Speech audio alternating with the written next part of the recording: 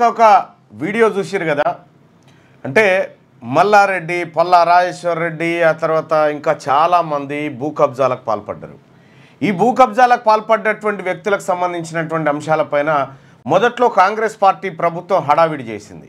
జేసీబీలు, హైడ్రా సిబ్బందిని తోలిచ్చి గోడలు కూలగొట్టి హంగామా సృష్టించి ఇక భూ కబ్జాకు గురైనటువంటి భూములన్నింటినీ తిరిగి ప్రభుత్వం స్వాధీనం చేసుకుంటుంది, పేద ప్రజల భూములను ఎవరైతే లాక్కున్నారో వాళ్ళకి చెందుతుంది అనేటువంటి ఒక వాతావరణాన్ని మొదట్లో కాంగ్రెస్ పార్టీ ప్రభుత్వం కల్పించింది.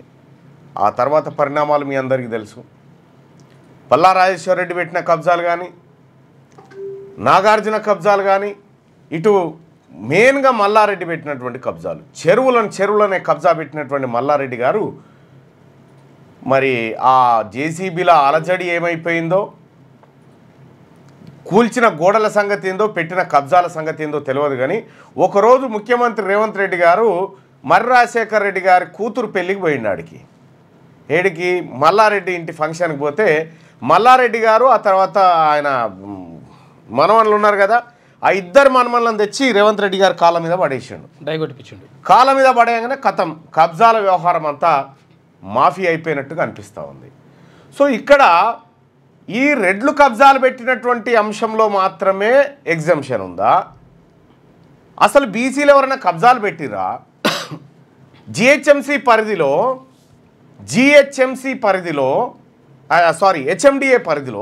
హెచ్ఎండిఏ పరిధిలో 2 లక్షల కోట్ల రూపాయల విలువైన భూములను ఓన్లీ రెడ్లు కబ్జా పెట్టారు. దానికి సంబంధించినటువంటి డాక్యుమెంటు, సర్వే నెంబరు, బాధితులు ఎవరు, ఈ లెక్కపత్రం అంతా రెడీగా ఉంది. ఇంకా అయితే మా వాళ్ళు ఏం పార్ట్ 1 పార్ట్ 2గా చేద్దామనంటే అట్లా కాదు అని మొత్తం ఒకేసారి చేద్దామనేటువంటి అంశంతో నేనే దాన్ని పక్కకు పెట్టిన. 2 లక్షల కోట్ల రూపాయల విలువైన భూమిని వీళ్ళు కబ్జా పెట్టారు. ఎట్లా పెట్టగలిగిరు? ప్రభుత్వం అండదండలు లేకుండా ఉంటాయి. ప్రభుత్వంలో ఉన్నది కూడా వాళ్ళే కాబట్టి పెట్టగలిగారు. సో ఇక్కడ అనేకమైనటువంటి పేదవాళ్ళు వెంచర్లో ఎక్కడో రూపాయి జమ చేసుకొని కొంటారు. ఎక్కడో రూపాయి జమ చేసుకొని కొంటే దాన్ని దిగ్విజయంగా ఇగో మల్లారెడ్డి గారి పిల్లలు ఇగో ఆ కాళ్ళ మీద పడేసిండు చూడు, వంగు అని చలో మాఫీ.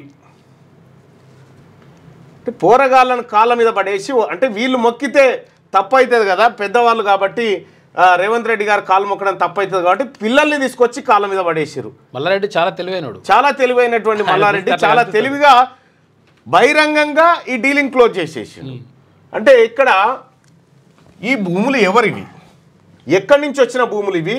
వాస్తవానికి మీరు నమ్మక ఆశ్చర్యం వ్యక్తం చేస్తారు. అన్ని భూములను కొల్లగొట్టిరు వీళ్ళు. అంటే అధికారం చేతిలో ఉంటే ఏమేం చేయొచ్చు వీళ్ళని చూసి నేర్చుకోవచ్చు అన్నట్టు. మీరు చూసిరు గతంలో ఫార్మా ఇండస్ట్రీలు, ఇంజనీరింగ్ కాలేజీలు, హాస్పిటల్స్, కార్పొరేట్ ఎడ్యుకేషన్ ఇన్స్టిట్యూషన్స్, అన్నీ, పాలిటిక్స్, ఐఏఎస్లు, ఐపీఎస్లు, ఆ జాబితా కూడా ఉంది. ఎట్లా ఏ పొజిషన్లోకి వచ్చేసారు వీళ్ళు, కీలకమైనటువంటి ఏరియాలోకి వీళ్ళు ఎట్లా చొరబడతారు, ఆ తర్వాత ఎట్లా కొల్లగొడతారు ఈ భూములన్నింటినీ, కంప్లీట్గా ఈ వివరాలన్నింటినీ మీకు నాకు తెలిసి రేపు అనుకుంటున్నాను, నేను రేపటికల్లా మీకు అందించే ప్రయత్నం చేస్తా ఆ డాక్యుమెంట్. కానీ ప్రజలారా ఒకటి గుర్తుపెట్టుకోండి, 500 రూపాయల ఓటు కాసపడేటువంటి జనానికి 500 రూపాయలు వారేసి వీళ్ళు 5,500 కోట్ల విలువైన భూములను ఖతం చేస్తూ ఉన్నారు. అంటే పవర్ అట్లాంటిది. ఓన్లీ వీళ్ళనే కాదు, గతంలో ఉన్నటువంటి బీఆర్ఎస్ పార్టీ చేసింది అదే. ఇప్పుడు తెలంగాణ రాష్ట్రంలో బీసీలంతా ఏకతాటి మీదకి వచ్చి మా వాటా మాకు కావాల్సిందే, మా అధికారం మాకు కావాల్సిందే అనేటువంటి నినాదం వచ్చినటువంటి సందర్భంలో ఇప్పుడు కొత్తగా మళ్ళీ నినాదాలు వాళ్ళే రూపం మార్చుకుంటారు. ఎట్లా? ఇప్పుడు కవిత గారు మళ్ళా బీసీలకు సామాజిక న్యాయం జరగలేదని ఆమెనే ఆ 10 సంవత్సరాల అధికారంలో ఉన్నప్పుడు ఏ బీసీ గుర్తుకు రాలే, ఏ న్యాయం లేదు. ఇటు కాంగ్రెస్ పార్టీది అదే, భారతీయ జనతా పార్టీది అదే. ఇవాళ బీసీలు అందరూ గుర్తుకొస్తా ఉన్నారు. తెలంగాణ రాష్ట్రంలో ఉన్నటువంటి బీసీ ప్రజలారా, రాజ్యాధికారం ఒక్కటే మన అన్ని సమస్యలకు పరిష్కారం. నిన్న వెలుగు పేపర్ ఏదో చూస్తూ ఉంటే, వెలుగా ఈనాడ ఇది ఈనాడు పత్రికకు సంబంధించినటువంటి అంశం. ఇక్కడ చూడండి, రేవంత్ రెడ్డి గారు, ఉత్తమ్ రెడ్డి గారు, పొంగులేటి శ్రీనివాస్ రెడ్డి గారు, తుమ్మల నాగేశ్వరరావు గారు, వీళ్ళ జనాభా అంతా కూడా వీళ్ళు నలుగురు కీలకమైనటువంటి మంత్రులు కూర్చున్నారు. వీళ్ళ చేతిలో దాదాపు కొన్ని వేల కోట్ల రూపాయల బడ్జెట్ వీళ్ళ చేతుల్లో ఉంది. అయితే పిడికెడు మంది లేనటువంటి వాళ్ళు 90% మంది ప్రజల బాగోగుల గురించి సెక్రటేరియట్లో కూర్చొని ఆలోచన చేస్తూ ఉన్నారు. పాడి ప్రొక్యూర్మెంట్ ఎట్లా చేయాలి, ఏం కథ అనేటువంటి సంక్షేమ పథకాల గురించి. మరి ఈ 90% ప్రజల్లో ఇటువంటి మేధావులు లేరా? వీళ్ళకంటే తాతలు ఉన్నారు మేధావులు. వాస్తవానికి కూడా వీళ్ళకు ఉన్నటువంటి నాలెడ్జ్ చాలా తక్కువ, వాళ్ళకు ఉన్నటువంటి నాలెడ్జ్ ఆయా రంగాల్లో ఎక్కువ, వాళ్ళ రంగాల్లో. కాబట్టి నేనేమంటున్నానంటే, అంటే వీళ్ళని బూచిగా చూపెట్టడం అని కాదు, బీసీ ప్రజలారా మనకు కావాల్సింది రాజ్యాధికారమే. ఈ అధికారం 2028 కల్లా బీసీలకి దక్కితేనే బీసీల ఉనికి ఉంటుంది. ఏం చేస్తావు పోయి ఆ అన్న యువసేన ఈ అన్న యువసేన చూస్తలేవా కళ్ళ ముంగట? నిమ్మల రాములు గౌడ్ని ఏం చేసిండు జానారెడ్డి గారు, బెల్లి లలితని ఏం చేసిరు, మారోజు వీరన్నని ఏం చేసిరు, సాంబశివుడిని ఏం చేసిరు, కొనపూర్ రాముల్ని ఏం చేసిరు, అటు ఎర్ర సత్యవాణని ఏం చేసిరు, ఇట్లా చెప్పుకుంటూ పోతే కోకొల్లలు. కాబట్టి ప్రజలారా అసలైన యుద్ధం మిగిలే ఉంది. దానికి స్థానిక సంస్థల ఎన్నికలే నాంది పలకాల్సినటువంటి అవసరం ఉంది. 42% రిజర్వేషన్ బీసీలకు ఇస్తా అని చేతులు దులుపుకోవాలని చూస్తున్నటువంటి కాంగ్రెస్ పార్టీ కానీ, రేపు బీసీ ముఖ్యమంత్రి అని చెప్తున్నటువంటి భారతీయ జనతా పార్టీ కానీ, ఇటు ఇంకా సామాజిక న్యాయం జరగలేదని చెప్పి చెప్తున్నటువంటి బీఆర్ఎస్ పార్టీకి కానీ, మీ అందరినీ ప్రజాక్షేత్రంలో మీ పార్టీలన్నింటినీ కడిగి పారేస్తాం ఈసారి. ఇది బీసీల రాజ్యం. తెలంగాణ రాష్ట్రంలో ఓట్లు మాయి, సీట్లు మీయా, మీ చేతిలోకి పెత్తనమా? ఇవాళ మంత్రివర్గ విస్తరణ మీద ఇప్పుడు 4-5 సార్లు ఢిల్లీకి పోయి వచ్చారు. మెల్లగా లీకులు ఇచ్చి చూస్తున్నారు. ఏంది పేపర్లలో ఎస్టీల కోటి, ఎస్టీల కోటి, బీసీల కోటి, మైనార్టీల కోటి ఏమంటారని, అట్లంటే ఏమంటారో రియాక్షన్ ఎట్లా వస్తుందో అని చూస్తా ఉన్నారు. అందుకని ఆగుతున్నారు. మీ కర్మకే ఇదంతా, మీరు గుర్తుపెట్టుకోర్రి. మీ కర్మకు మంత్రివర్గ విస్తరణ మీకు తలగొరివి కాబోతా ఉంది మీ ప్రభుత్వానికి. ఈ తలగొరివి పట్టేది తీర్మార్మలనే మీ పార్టీకి కానీ మీ ప్రయత్నానికి కానీ.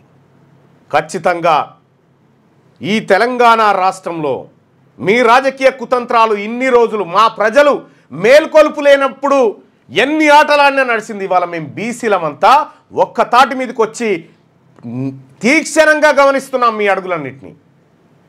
కాబట్టి బీసీ ప్రజలారా, కవిత గారి జాగృతి డ్రామా అయినా, ఇప్పుడు కవిత గారి నెత్తిల పేన్లు ఉండే అన్నీ నాకు అర్థం కాక అడుగుతా. కవిత గారి నెత్తిల పేన్లు ఉండే సపరేట్ ఉంటారా? అందరికి ఉన్నట్టే ఉంటాయి. మరి మన ఆడబిడ్డలకు కూడా ఉన్నాయి కదా. ఆమె దగ్గర ఉన్నది ఏంది, మన దగ్గర లేనిదేంది? మన బీసీ మహిళా సోదరిమణుల దగ్గర ఎంతోమంది బీసీ బిడ్డలు.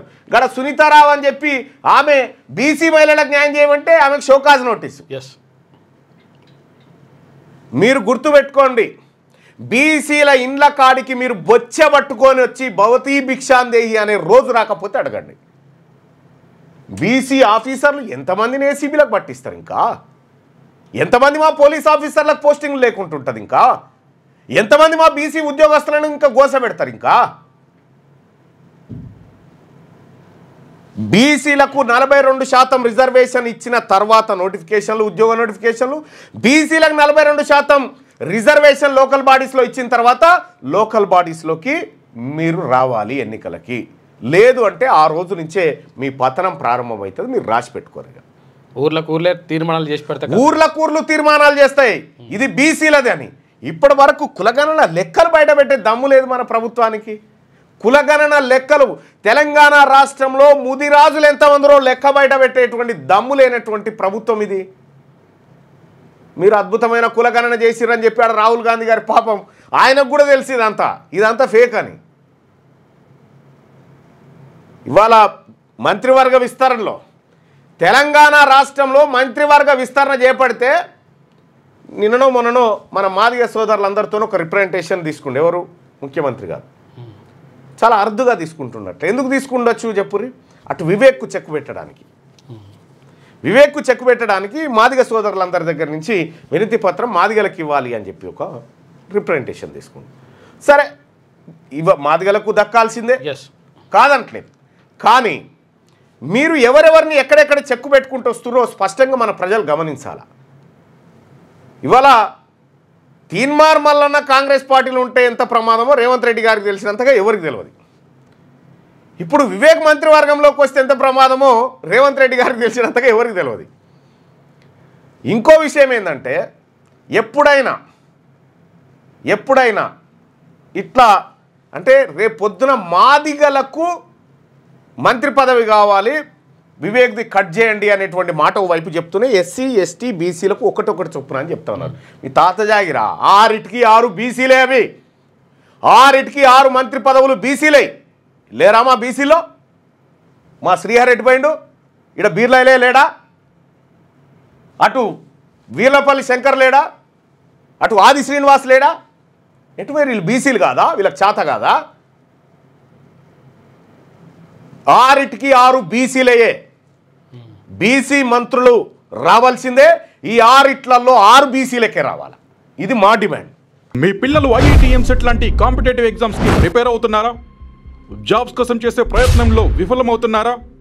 ఇంగ్లీష్ పై పట్టు సాధించలేక పోటీ ప్రపంచంలో వెనుకబడుతున్నారా?